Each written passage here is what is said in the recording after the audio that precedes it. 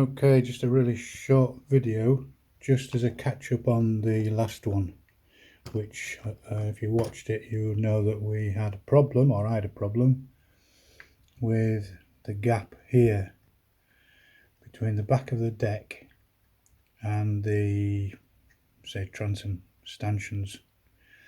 The gap was too big, so when this piece went, trying to do it with the camera in my hand, when this piece went in, there was too big of a gap behind it. This has got to be shaped, a bit bent,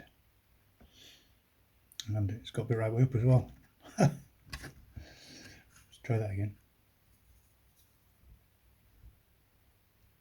It's like trying to watch what you're doing on the camera and without the camera. There, so that'll go in there.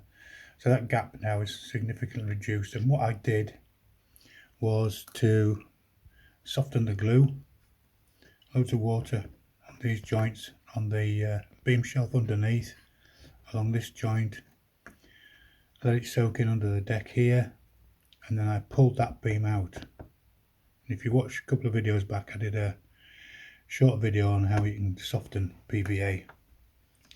So that worked, that came out. I've shaved off a good bit from underneath it, not a massive amount, I can't get to see really, not a massive amount, but enough to drop it down onto the bit lower onto the beam shelf, and then stuck it all back again, and it's worked. It's closed that gap up significantly. It's because of the angle of that,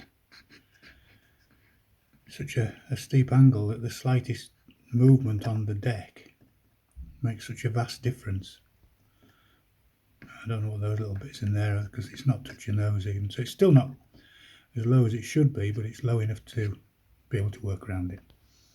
So I just thought I'd share that with you.